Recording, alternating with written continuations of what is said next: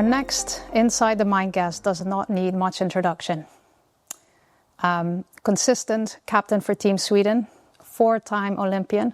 He's already won 1 gold Olympic medal, 2 World Equestrian Game medals, a few European Championship medals, as well as many 5-star victories. And perhaps most impressive is his consistency. 33 months as the world number 1, consecutive months, I should say. So I'm extremely grateful and I'm excited to sit down with Henrik von Eckermann. Thank you for making time for me. No problem. Welcome. I'd like to start with a video that I watched a few years ago. I think it was the Globals that posted it, and they basically interviewed a bunch of riders and they asked many questions, but one of them was, who do you believe is the most competitive on the tour? And by far the name that was mentioned most was yours. How would you describe yourself, and do you see yourself as competitive? Yeah, for sure I'm competitive, yes. And there's no doubt the sport part is one thing. Well, that is of course important when we go to the shows. But maybe because from the outside you see that part of me, that I'm very competitive and I'm very eager to win. But somehow on the inside it's a little bit different. You know, of course I want to win, and I try to really focus on making a right plan and all this for the horses to be able to win in the end. But I also have to say that on the show itself, I'm not so focused on it. I'm trying to just do my program, my routines, and then whatever comes out of it in the end is the result of it. And a few times I make it, so I win it also, so that's good. But yeah, it's different. So what I hear you say is, yes, you're competitive, but actually what you focus on way more is the process, what the horses need.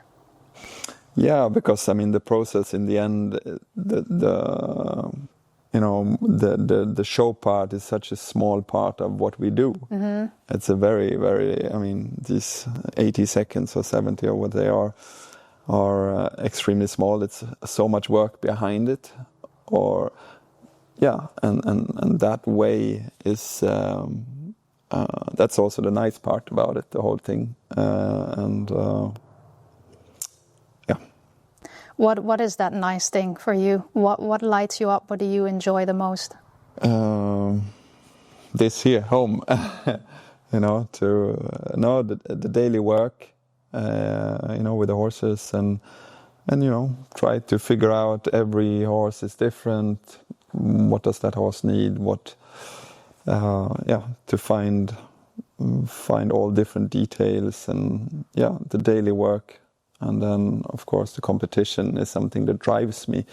But that's the end result of what we do. So I think that's maybe also a little bit key of my success, because I really like what to do this all around. It's nothing that we always speak about hard work and all this, but it doesn't, of course there are days that I also would like to lie on the sofa instead and watch a movie, but in general I enjoy it, and I don't feel it like a hard work. It's something that gets me out of bed every day and I look forward to it. So I think that's very important. It is really important, and it is what I've learned from the top riders, interviewing them, is what they mention the most is their joy for the day-to-day work and that connection with the horse. And I would love to dive more into that in a little bit. But staying with you for a little longer, I also read somewhere that you mentioned you're a big perfectionist already for, as long as you can remember. How does that come out, and does that also mean that you can be quite hard on yourself? Yes, of course. I mean, because you look into every detail and try to be better every day. That is something, of course, then that you have to make sure that it doesn't take over and become something very negative, and try to see it as a positive thing. So again, enjoy what I'm doing, and of course to look for perfection, and with that, of course, in the end, the problem with that is you will never come to the end of the road. Yes. You know, it's always a work and always looking, and you have the feeling the end of the tunnel will never come, but that's also what probably makes you better. So somewhere I've accepted that, and keep on trying. How do you find that balance? Like you said, it's on the one hand, being a perfectionist means that you really keep looking on the details, which is really important for the top. And at the same time, it can also go the other way, that you know, where does it stop, right? So how do you find that balance to really focus on the details, but also be able to trust that actually, you know, I've got this? I think this is a little bit of experience as well. I can say if I look back, 15 years, for sure that was harder for me to deal with. And you got maybe pulled down in this a little bit, and it made you a little bit negative and a little bit frustration and so on.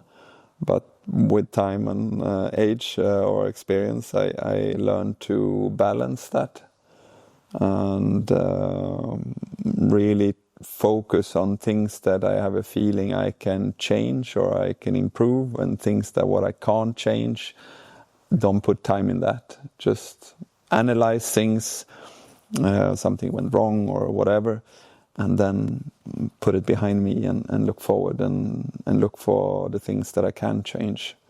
I think that's the biggest thing, because in the end, everyone, I think, even on the top level, they have doubts and they have mind games and so on. But it's in the end how you can take care of it. Often I get questions like, "Are you still nervous when you go in the ring?" and so on. Yeah, I'm really nervous, but that drives me. Mm-hmm. It's just that nervous thing, I can control it. I can control it. There are sometimes I also can't control it, because I feel that I'm maybe not as prepared as I should have been, or I feel that something is not really like I want it. But when I feel prepared and I have done everything what I can to perform, then I can deal with it very, very good, and then this is driving me instead, and it keeps me sharp and makes me perform better. I think the day when I have the feeling I go in the ring and I don't have that, then it's time to call it a day. It's such an important point that you make. I think there is this real misconception that top riders like yourself don't feel nerves. Right? Maybe they don't do. I can't answer for the other ones, but so far, the ones that I've spoken to, they all say the same. Yeah. They also feel very nervous, no matter what class. It can even be a 130, McLean said, Yeah. But it's indeed like what you do with it that matters, right? And that is where, mastery comes in, is learning to deal with it instead of saying I can't feel a certain way or think a certain way. You mentioned just now that, every rider has doubts or mind games. What are your doubts or mind games that go through your mind? No, I mean, in our sport, it's not only us. We have also the horse. And of course, with the horse, it comes because we can't speak to them. So there's always a question. You question yourself, did the horse understand you? Is the horse feeling good? There's so many questions that you can't get the answer just like that, so it's an everyday question. And of course, you have also moments where it doesn't go your way, and of course things like this, and you have doubts, but yeah. Like I said, I think everyone have it. It's just how you deal with it. And for me, even even like Paris, where I fell off, and was, I think, for my career the worst setback in a bigger event.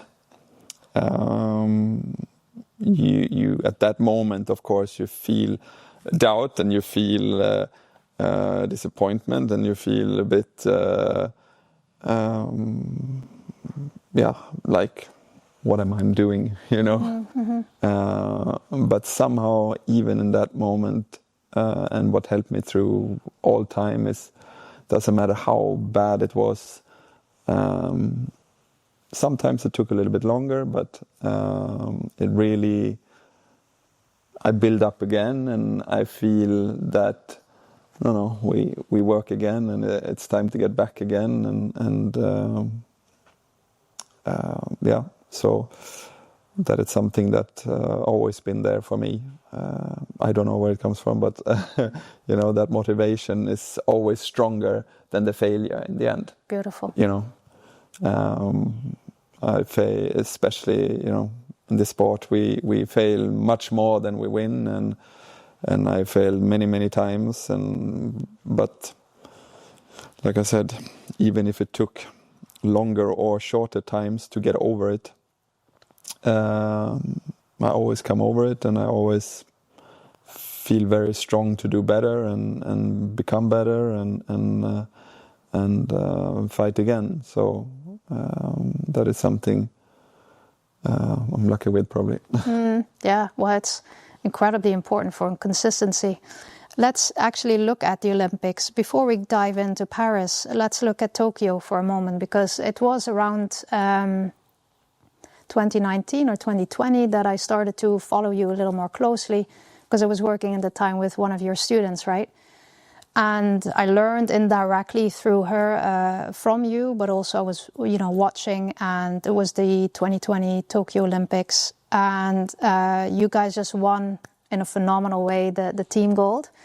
And then it's time for the individuals. It was a jump off. And I remember watching that, and I was just very curious, still am curious, your view on this. Like, you just missed out on a medal.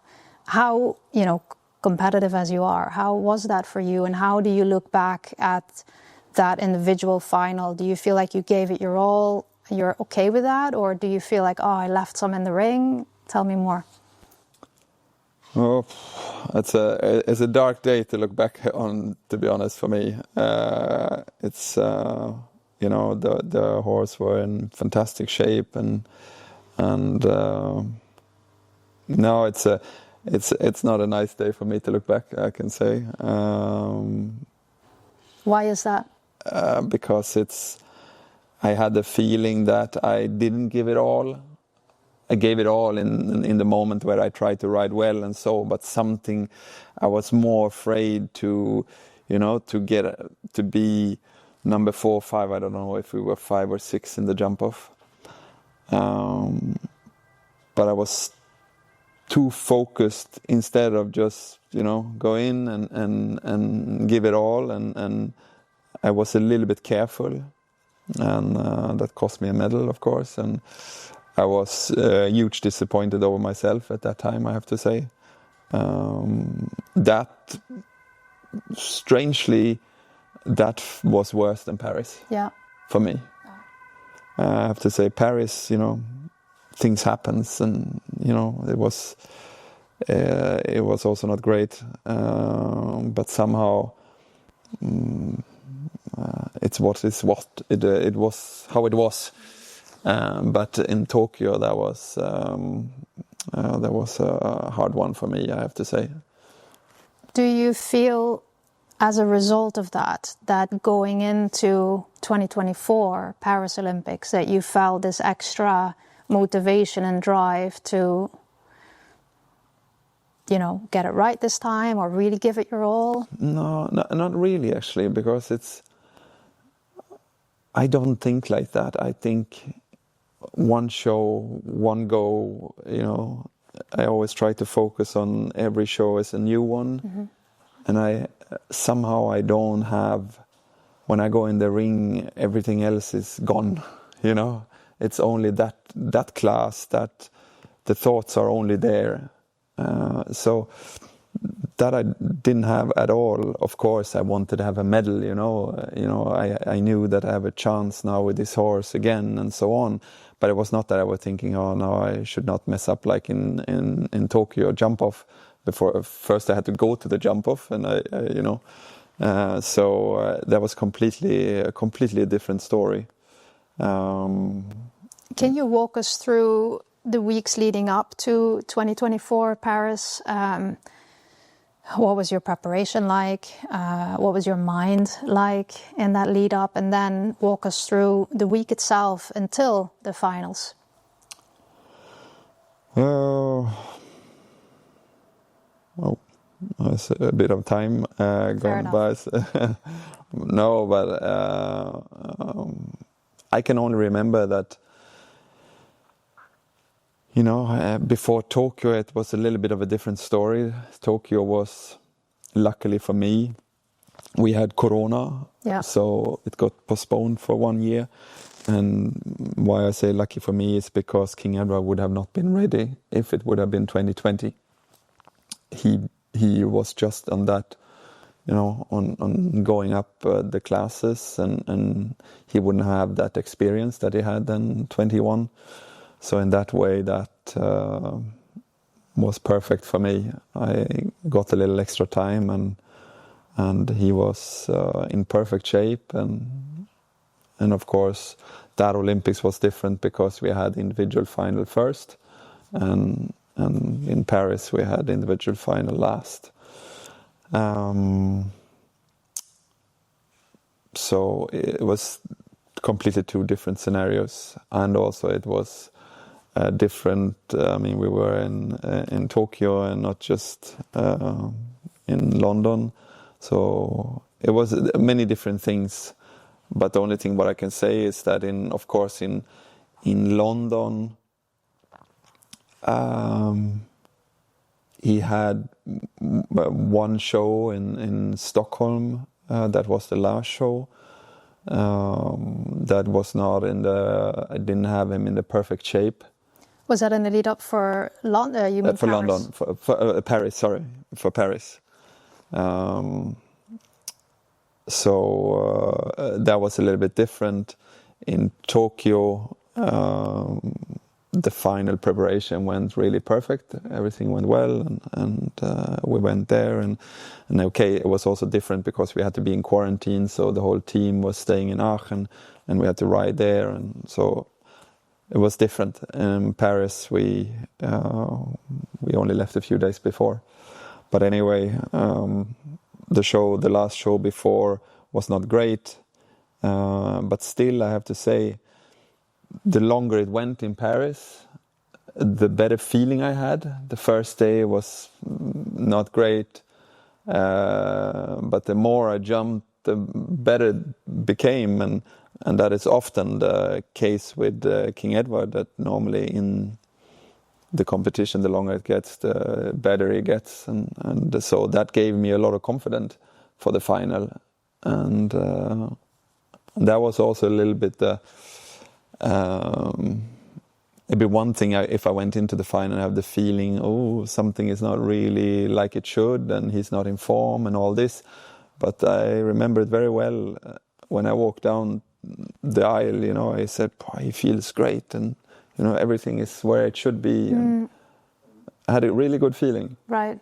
And I felt calm because, like I said before, when I feel prepared and I feel everything is there where it should be, I feel very calm. I'm nervous, of course, but I feel very calm. And that was the feeling I had. That's why the outcome became very a shock. A bit of a shock. So yeah. Walk us through then that final round. There was this long consecutive line, right, almost from one side of the arena to the other. Yeah. Going into that line, like, walk us through bit by bit what went through your mind. Yeah, it's. I mean, it started off, and before that line, I have to say it was a difficult double, vertical oxer, that many had faults, and he jumped it really well. So somehow that gave, along the way, it felt also like it should, everything. Then we came to the water, and then it was a 5 or a 6 stride after the water to the Paris vertical. And then after that it was a little bit long, I think 5 to an oxer. And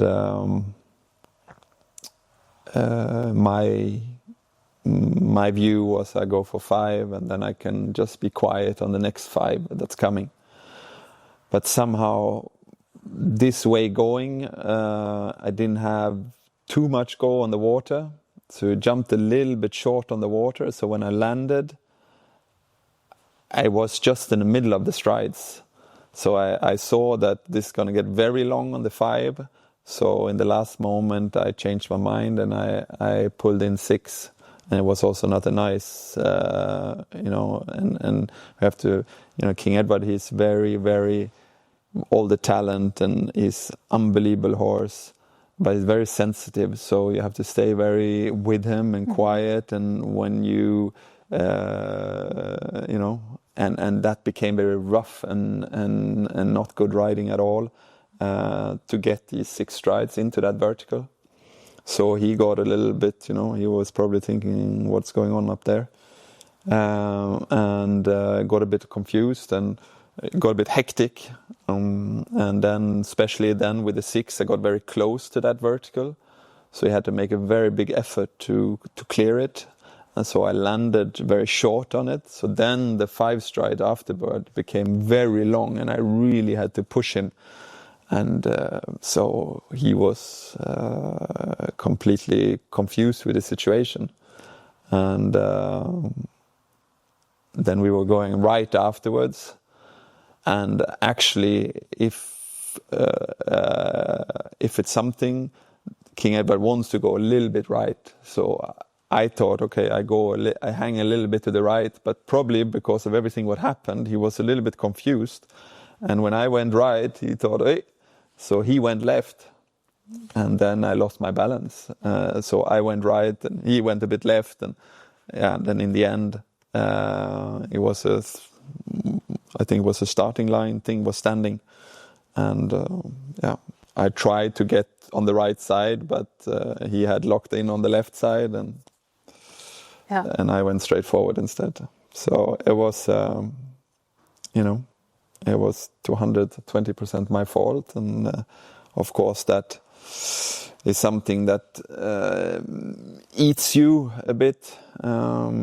It's one thing, I mean, the horses, they are animals, so they're no machines, and they can also have a bad day, and that's what we accept, and that is fine. And when I come out and I feel that I did everything, as good as I could, and maybe the horse just not in the best shape, and that's why we had the rail. Fine, I can. But this, of course, when he was in a good shape, we worked ourselves up there, and everything was there, and then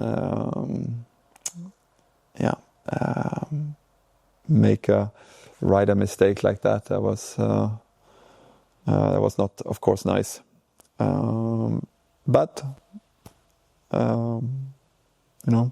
that happened, and what should you do? You can go in self-pity but it doesn't help you at all. Try to do better and get going again. So in the end, I was happy that nothing happened to him, because I ripped the bridle off him and and he went off, and you never know, what can happen. So it is funny how that works in our sport. I think is you have this competitive moment where you think about the scoreboard and think about the winning or whatever, but when things like this happens, that is completely gone, and you're just in that moment, and that moment was, where's the horse, and I hope he's fine, and I took him and I walked him out, and I remember and at that moment I was somehow just happy that everything was fine, and then of course directly after that, then when everything is back in the box and everything, then you had a bit of a down moment. But what can you do? I think you said this is the beauty of our sport, but I think it really characterizes you. I mean, how difficult that moment must be that you fall off at the Olympics and the final, and yet the first thing you do is go up to your horse, and you can see the way you connected with King Edward was so compassionate, was so full of love in the hardest moment, really. I think it really touched a lot of people, I wish they would touch them with a gold medal. Yes. I get that. And yet, like your connection with the horse, and especially with King Edward, it in that moment you could actually see how connected you guys are. And then indeed, the horse is in the box, everything is okay, and then it hits you. Do you beat yourself up? And if so, how long does that last? No, I mean, of course I beat myself up. In the way that, why did this happen, and what should I have done different, and because of course in that moment it was also a question of this distance there, and of course we were questioning, or I was questioning myself, was that the right decision to have the 5 strides in my mind instead of going directly for the 6. And I believe today that I took the wrong decision in that way. I should have stayed on the 6 from the beginning, because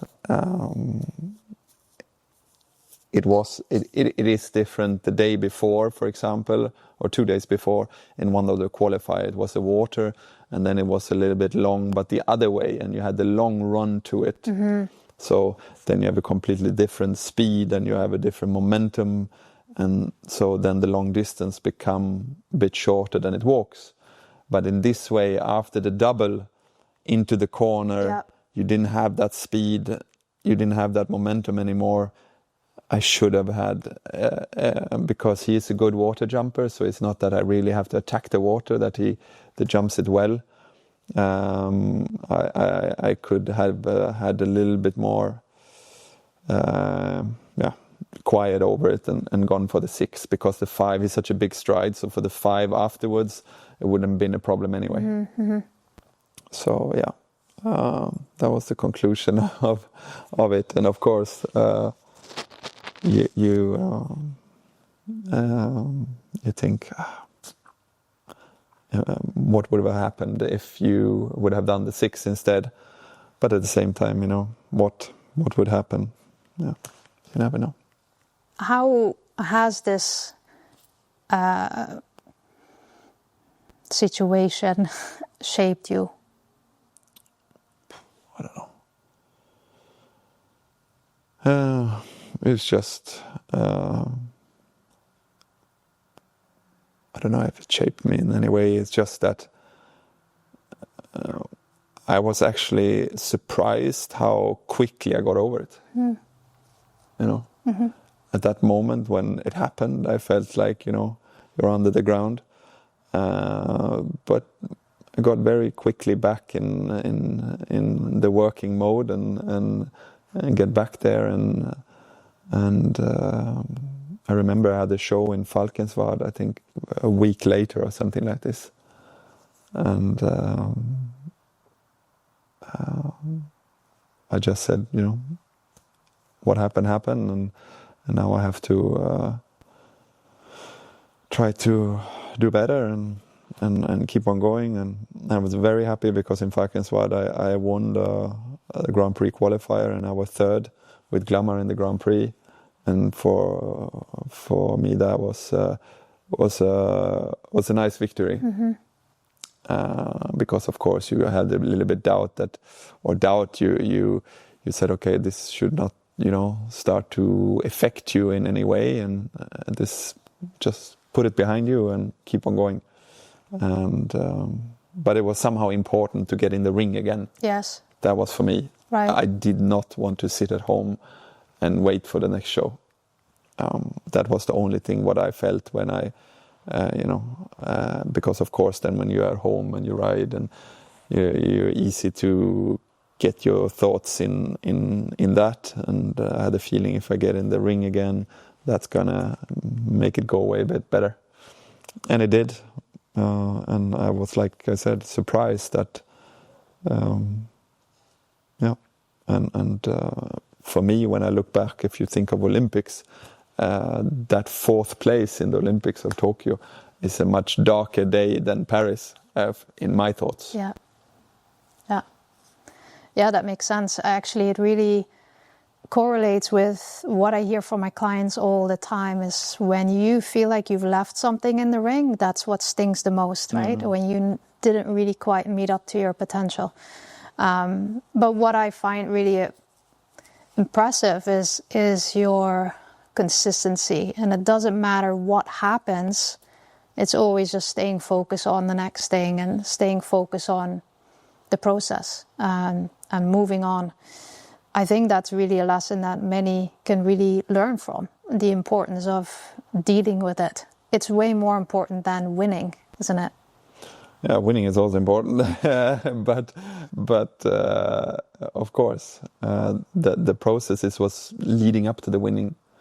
And I always, when we talk about consistency, and that is the important part from my side, because of course I want to have the lowest level.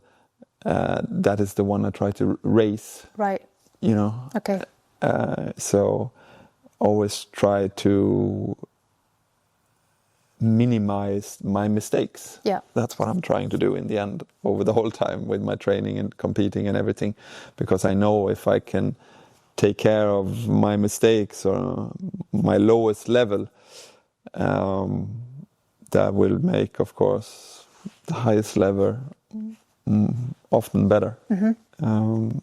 So, yeah.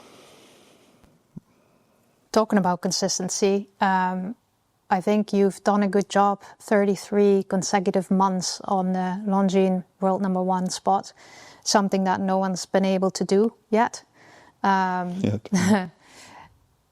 How do you stay so consistent? Is it just working on that lowest denominator, or what else helps you to stay so consistent and also deal with the pressure of being the best rider in the world?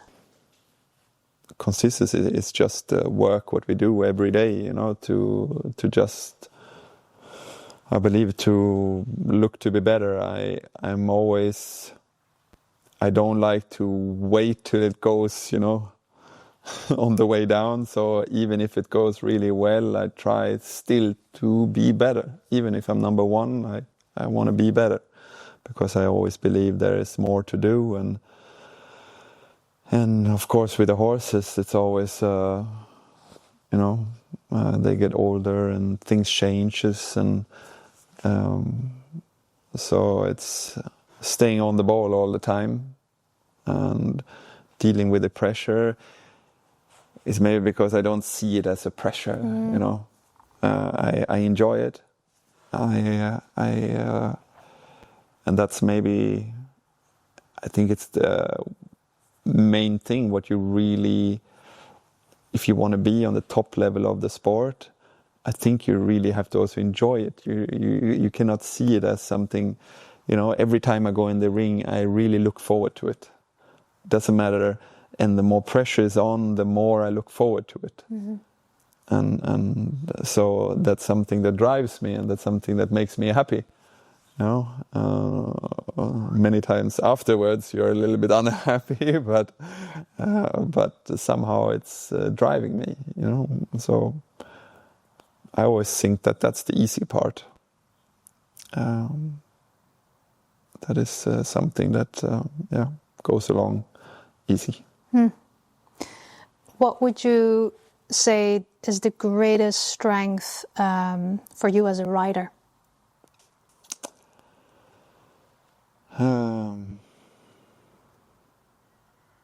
I think it's this with the motivation. I have an extreme high motivation.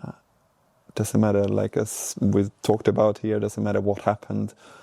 I always find a way back. And I always feel that motivation and feel that to become better and to improve, and something I enjoy. I think these are the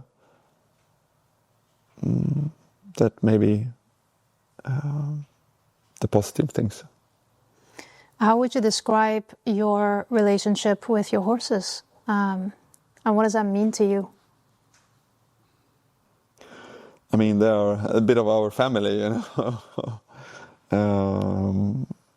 that's that's the beauty with the sport.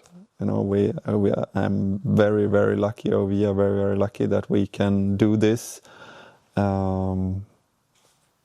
as something that we can also earn a living from, but at the same time, just enjoy. I love to be in the stable. I love to be with the horses. There where I am, I don't know, 350 days a year, and it's not because I have to; it's because I want to.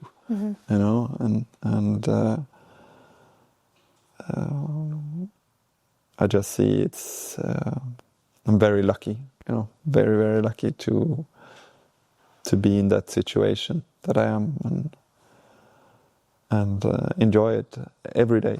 Every day I enjoy it, and there are days, and also that thing, when you have these times when it doesn't go your way, or there are things happening, you always come out to the stable, and somehow the horses give you this, and it always did by me. I'm always maybe a little bit of a loner guy. I like to be for myself and so on, but the horses was always there, or the animals, the dog, or and I love to have the animals around me in this way, and in your bad moments they don't talk, they just listen. They don't judge either. No, they don't judge either, and it's very fortunate to have that moment. Would you say your relationship with King Edward is something else, like even more special than what you have with the other horses, or is it all the same? No, I mean, he's special because what he achieved, and he's special because he made so many opportunities happen for us, and the whole team, and but I don't like to, they're all horses, they're all, and they have all different characters, and I love his character, how he is, and then I have a few other ones that have different, so for sure he will always be special in the way, always, but it's when I go in the stable, it's not like I only go to King Edward, and there are many cool characters in there, and so it's the same there. When we were very lucky that we have had this opportunity with this horse, and so we try to enjoy it as long as it can last, and with the whole team.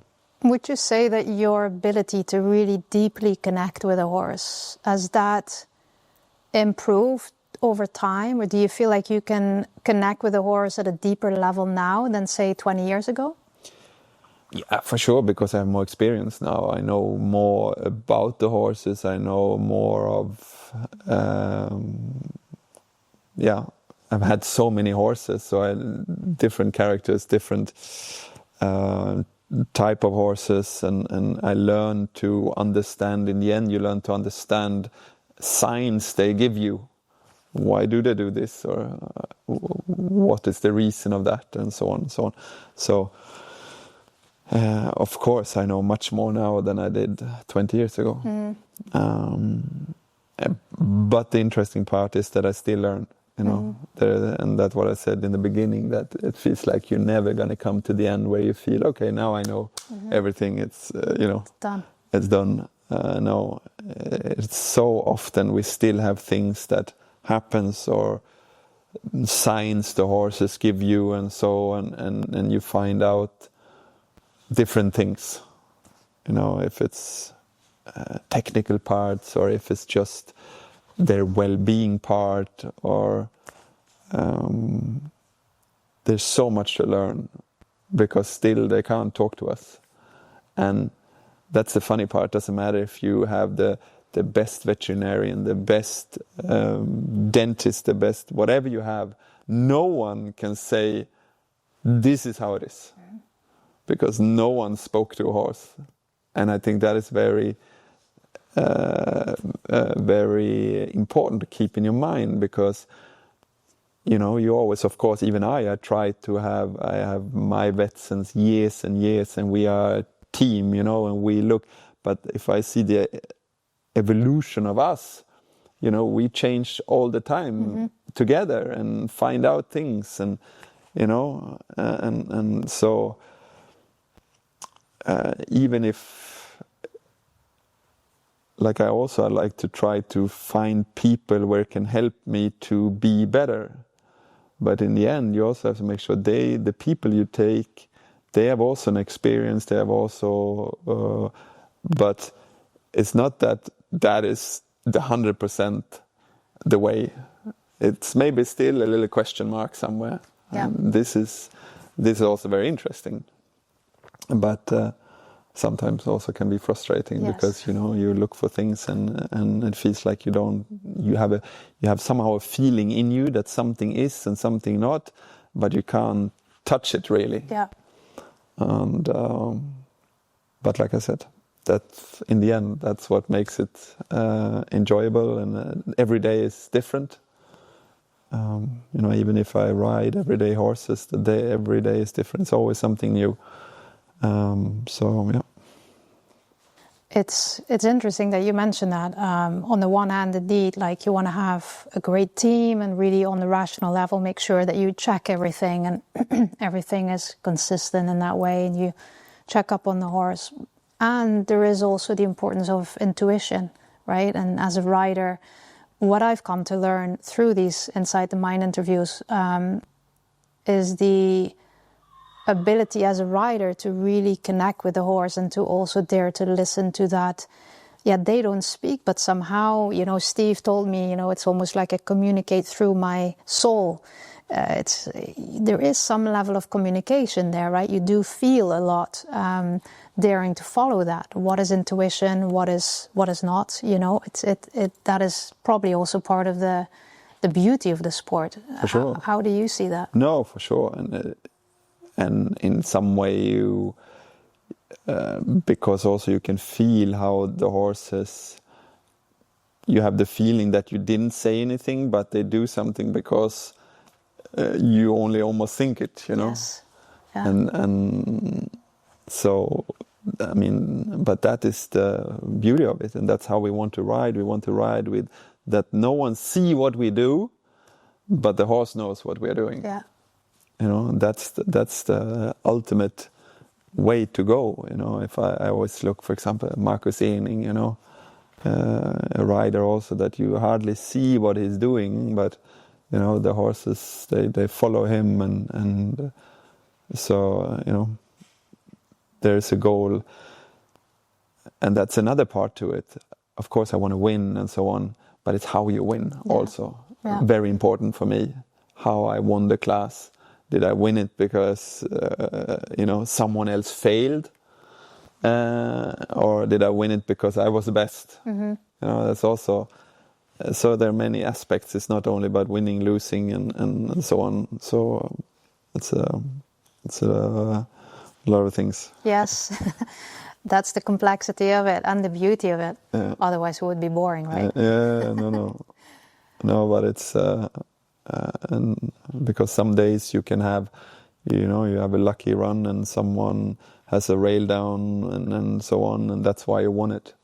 And of course, you're happy when you win something, but it's a completely different story. When you go in, you had a perfect round, you had a perfect jump off, and you were just better than the other ones. That win you can't compare to the other win. It's for me anyway. And is there a win like that really stands out for you, that you feel really proud about? Yes, the World Championship. That's my, if I'm allowed to say, the proudest win I've had. Absolutely. Yeah. That's because also different reasons, it's also how you get into the competition, and at that moment that was a bit of the peak of King Edward. So the way there it was, of course, when it was Herning, right? Just for context, yeah. When we went there were I had in my mind, that everything else than winning would have been a complete disappointment. And then the build up to that, everything, the plan we made, and everything went like it. Everything went really the way we wanted it. Wow. And to somehow it was nervous and excitement and everything, but somehow also I was calm and I felt confident in it, and then go in the last to go, and you know what you have to do to win it, and then to do it. That's the best. That's like I said, it would be different if I was third and I had to hope for the other ones to have a rail and so on. It's a different thing. I was leading after the Nation Cup rounds, and then to keep that leading point to the end, that's my, I have to say, my best moment. Yeah, brilliant. Competition wise. What would you say is the most important lesson that you've learned from your horses? Patience. Patience is the virtue in our sport. That is something, and funny that I would say it, because I'm not a patient person in many things. But actually with the horses, something, they give me patience. There's something you really need to have. You cannot force it. You really need to have to feel it, and you need to, and that's why this day-to-day work is so important, because you really have to feel every day, in what way is the horse going, how did it feel yesterday, why does it feel like this today, there's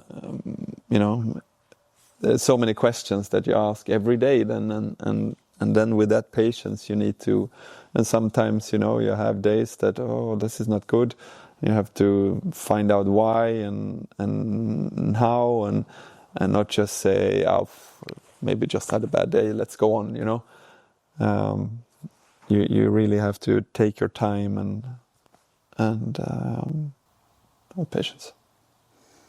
How do you combine that competitiveness that you have, the motivation to really get out there and be your best, and win, and also, the patience and really meeting the horse where the horse is at in that moment? I actually asked the same question to Max Gunnar, and I really love this answer. And I'm very curious your take on it. Like, how can riders, or what is your view on this balance between and being competitive and consistent, and also meeting the horse where the horse is at? It's like with the Paris Olympics, you know, you have two different things. You go in the ring, there's competition-wise, and then there's the horse part that is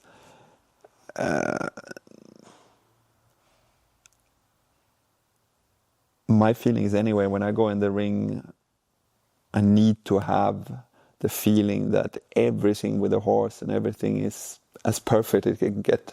Mm-hmm. I mean, in the end, that's where I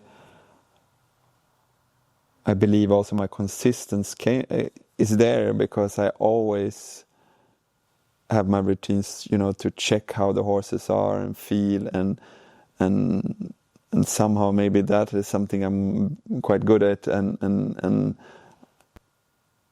you know, I have always the feeling, if I feel that, oh, this horse is not really now in the shape it should be, you know, I always go to the shows only when I have the feeling, okay, we have a chance because everything is like it should be. Right.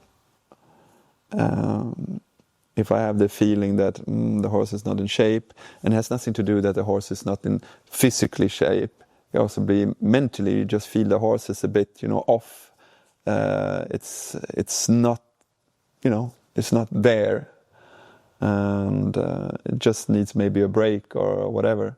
And this is the key for me a little bit, to listen really to that, to find out. That's why, like I said, it's day-to-day work, really to find out, is the horse in shape? Is it not in shape? Is this the right show for it? Is it, to find the right program. And this is again to listen to the horse in the end, you know. Exactly.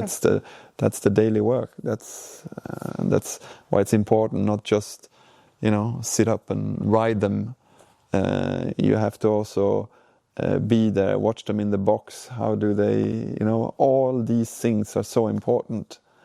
You know, I also don't have the time every day to you know, I have my grooms that make them ready and everything like this, but still in the end it comes to my responsibility to make sure to know the horse, to know how the legs looks like, how what feed does it get, what with the shoeing, with everything around it. I have fantastic people that helps me, but in the end it's my responsibility to know everything about every horse. Because I'm the one who have to take the decisions in the end. Why is the horse a little bit more puffy in one leg? Is it because the heat? Is it because the skin? Is it because something is there? But if you don't know exactly how the horse normally looks like, you can't, you know, find out these things. So everything around the riding is one thing, and you have to be a good rider and all this. But still, the management around that, I believe, is my consistency also. Yeah. Because I don't, you know, if you ask anything about my horses, and I know exactly what they are and how they look, or, you know, so if we speak on consistency, I think that is something that is my key a little bit to it. The beauty of that is, what you're saying is, you can be inconsistent for 33 months in a row consecutive as a world number one, and listen to the horse and what they need. And if they're telling you through really, you're deeply listening, and you can tell that they're not 100% ready, in shape, feeling good, and you say, you know what, we're not going to that show, that's okay too. Yeah. And it doesn't mean that straight away you're not going to be consistent, because it's actually the consistency with the horses that creates consistency in the results. That's what I hear you say. Yeah, and in the end, also to be number one in the world, it's not that you ride the most classes. Mm-hmm. You have to be good in the classes you do. Yes, indeed. You know, and in the big classes, not in the small classes and all this. You have to be consistent on the highest level. Yeah. And that, you know, that doesn't mean that you have to run hundreds of classes. So for me, it's very important that every class I do counts. Yeah. That's what I do. And if I have a doubt that something is not like it should, or I rather, you can never regret a class you didn't jump, but you can regret many classes you did jump, So that is, that's important. On that, I think that's such an important point. Something I really work on with my clients is whatever you do, do it well. Yeah. And I've heard you say this quote: success is not about talent. It's about being on all the time, being really, consistent, but also being, on top of it all the time. Yeah. And what does that mean for you? Is that indeed just really noticing all the details, being on that? Or is it more also who you are in general? I have to ask my wife about it in general. But in the stable I was always like this. I was always with... I remember when I was... First time when I started horses, my parents, they were sending me to riding school because, I did many sports, and after a while I felt I was not good enough for that, so I want to try another sport, and I went for... So a few sports went through, and my parents, when it came to horse riding, they were also a little bit, probably it's just a fling, he's going to try it for a few weeks and then off we go again. So he said, okay, we're not buying any horses. You go to the riding school and a summer camp. I remember already there, I won like a little prize, for the cleanest and most everything in perfect shape, everything clean. So it was always there, I always wanted to have it in perfection. And that's something, of course, that helped me through my career. I believe in... it can't be that you, say stupid things, but if you let the jumps be messy, or, things around you be messy, and then just the riding, I think it's the whole picture. It's you everything have to be there. Yeah. And that is also okay. That's also my tick, my preparation to be good, because I need to have this feeling that everything is done, what I could. Also a bit of a protection for my, mental health. That I have the feeling that, okay, I lost, I did what I could. That's fine with me. I walk away from that with nothing. But I don't walk away from nothing when I have the feeling I should have maybe done this. I should have prepared in a different way. That eats me. But You said earlier to me, it's not about working harder, it's about working smarter, right? And I think it's such an important point. In fact, it's in my book, Winning Habits, where I really dedicate quite a bit around that. In fact, I interviewed your wife, Jannica, for the book as well. Okay. If you know that. And, what I hear you say is it's you make sure everything is consistent. How you do one thing is how you do everything. That's my motto. Yeah. That's always something that I share with my clients.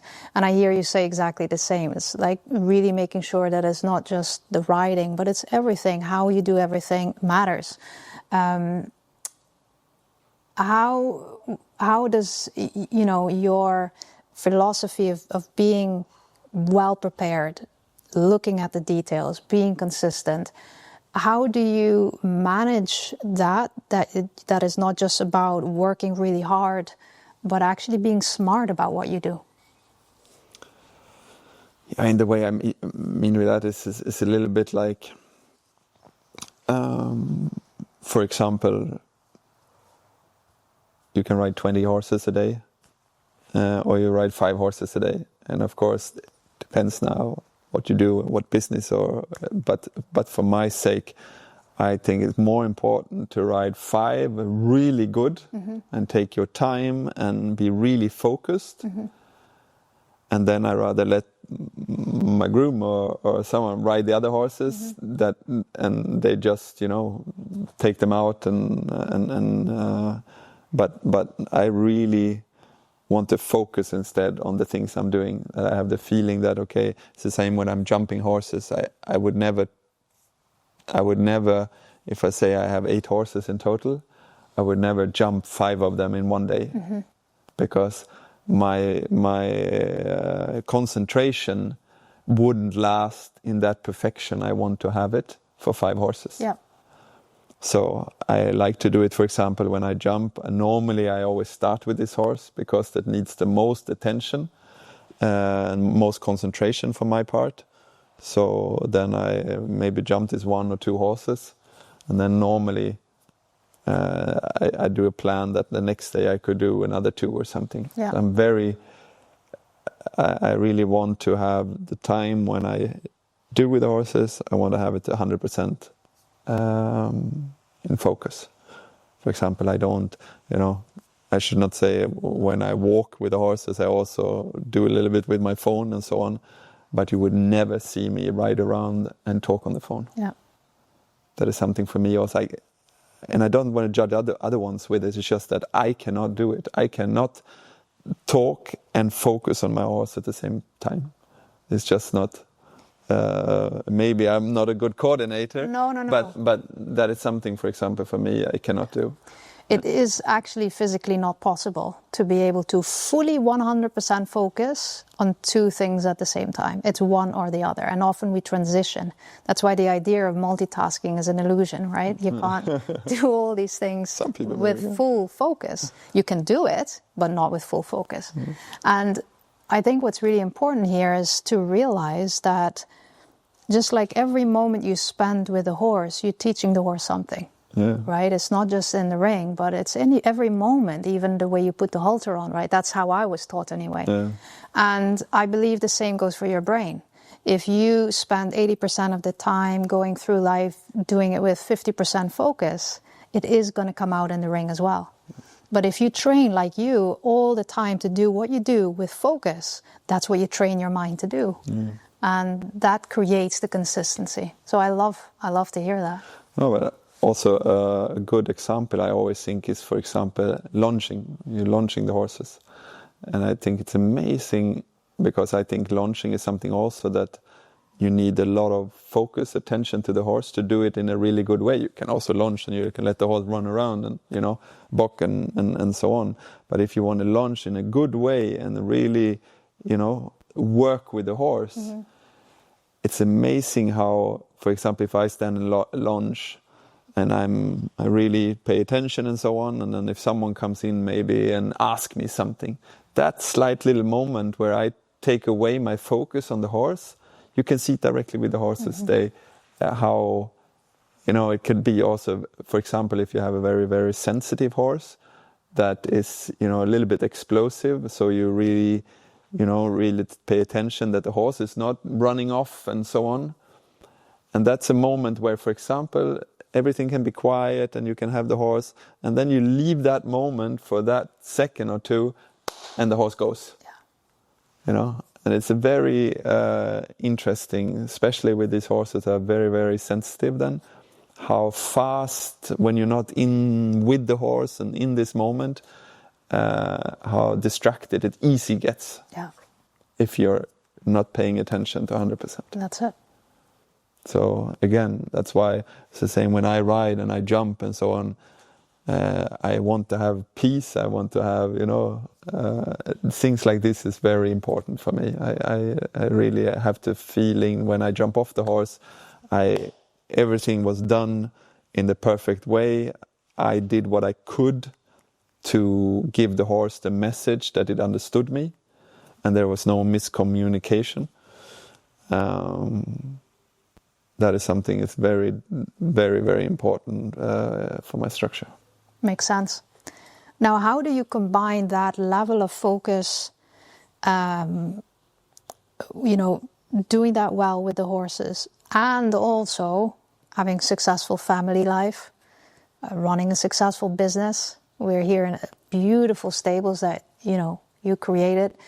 How do you manage all of it while doing everything really, really well? My wife, she's the manager. No, there where the people comes in, in the ring I'm alone, and I have to make sure it works.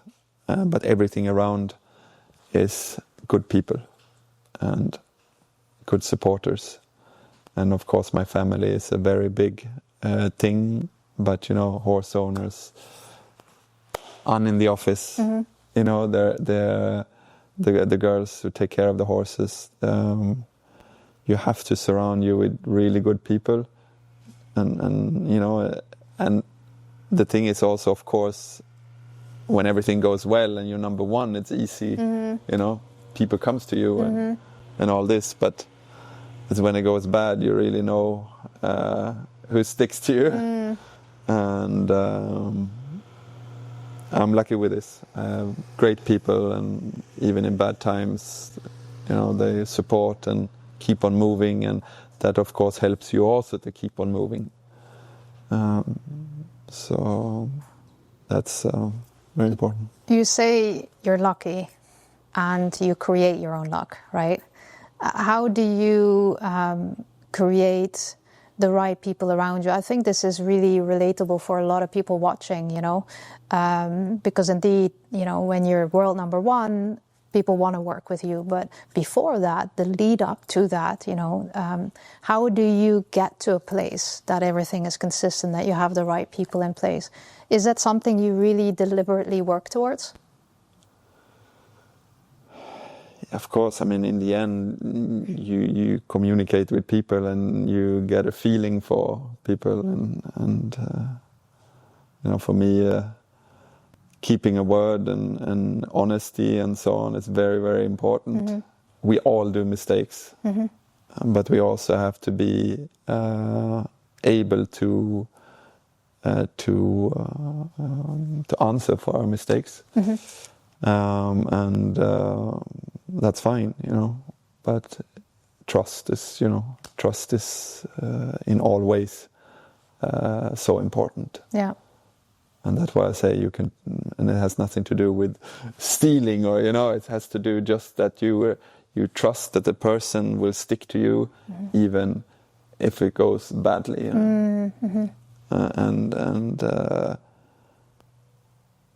Also, of course, we do it with people that is driven by the animals, the sport, the thing like that. Money is one thing we need to be able to pay, to live. So that is, of course, important, but that is not what drives me. It drives me because I want to care for my family, and I want my people to have a good life that is around me. But still, for me, when I go in the ring, there's not 1 second thinking about money. That comes afterwards when you see the bills and everything. But and I think that's also very important, because it's. Now I'm saying I'm lucky again, but I always have, when I go in the ring, everything, you have, everyone in life have their problems and their things, and but you really have to be able to take that away from that moment. You can't think that, I need to have bills to be paid, and that's why I need to ride well, or I need to, whatever it is. I think it's so important that you be able to go in with a free mind. Because otherwise it's going to be difficult, because that's pressure. We speak about pressure, and what is pressure? For me, it's always been, in the end, of course, it's pressure to ride and to be successful and all this, but it has nothing to do with pressure. If you want to talk about pressure, it's someone who can't feed their family or are sick, or, so this is also that helped me always to have I think as long as I'm healthy, I have my hands, my feet to work, I'm fine. Whatever comes at you, let it come. Yes.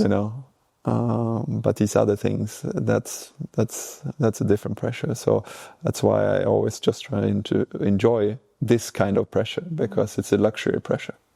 Totally. Pressure is a privilege in that way. Yeah, in that way, yes. Beautiful. Now, when I started preparing for this interview, I actually realized what the stable name means. I had no clue. So the CR Stables stands for Create Your Own Reality. Yeah. What an amazing name. I like I said, I had no idea. How did that name come about? It was me and Jannica that when we started this thing together, or to start to build CR Stable, we were thinking about names. And then off it comes, okay, von Eckermann, Sprunga, what are we doing? And then we said, yeah, but that is not what we want to do. We saw it was actually like a Viking sign with the two like arrows, and it said it was a sign for Create Your Own Reality. And then we said, yeah, this is cool, because we didn't have a logo, so we wanted to do something with the logo and so on. And then we said, why not do this? Because this is what we are doing. We are creating our own reality. So that's how it came along. We thought it was fitted us well. Do you still live by that, like creating your own reality? Is that how you go through life? Is that your philosophy? Yeah, definitely. I mean, every day is creating something. And I mean, like I said, we try to do better, and we, in our range, what is possible. And we are extremely fortunate and lucky what we have, and I think that is so important to keep in mind. And I'm happy every day. It's funny because some people, they ask, or I don't know, you can also say, many people say, Henrik seems a bit, like an angry person, or like a bit of a, because I don't go around and smiling, and when I'm on the shows and so on, probably I look a bit, I don't know, boring or whatever. But it's the same with a person always laughing. It's not that person is always happy. True. But I'm I have my days, of course, but in generally I'm every day extremely grateful for what we have and what we do, and I think that also helps me the way, because when we have these days that goes down, you always think, it's not bad, we have it good, could be worse. Yeah. And that's something also that helped me all the time along the way. I bet. It's such an important realization to, first of all, that you can, if you're consistent with that, focusing on what you can be grateful for instead of what you don't have, that too is a choice. And I'm very grateful for you sharing all this with me, with us, because I'll be honest, now that you mention it, I always felt a little intimidated by you. Yeah. But that's why I say many people say that, and I've heard it from other also friends that said, and I'm a person also that I don't mind what other people think and so on. I'm trying to stay on my path, but still, it's funny how people think, because it's not how I feel. No.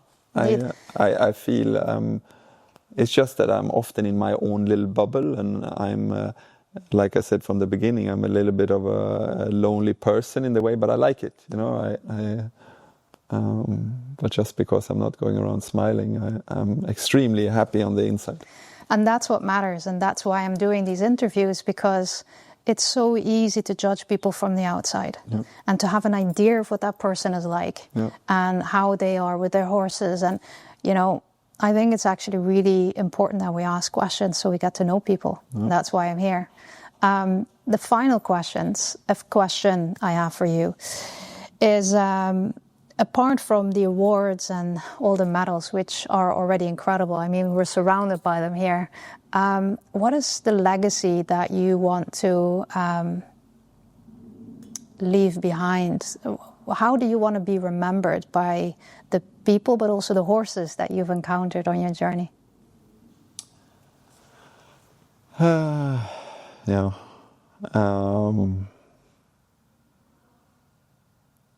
I mean, in the end, I can only speak for what's very important for me is my family, and of course my son, and so on, and the people around me, that they think I'm a guy who was, maybe not always easy, but was always fair and reliable, and a good guy, on the inside, and for the horses the same. I hope that they think that we have to sweat in the ring a bit and so, but he took good care of me, and yeah. It's the simple things in the end, right? Yeah, exactly. Very simple things. That is important. I love that. Henrik, thank you so much. No problem. Really appreciate it. Thank you very much. I'm going to give you one of my books. Yeah. So you have your own copy. I just need to make sure I give you the right one. Yes, here you go. Thank you. I hope you enjoy it. Thank you very much.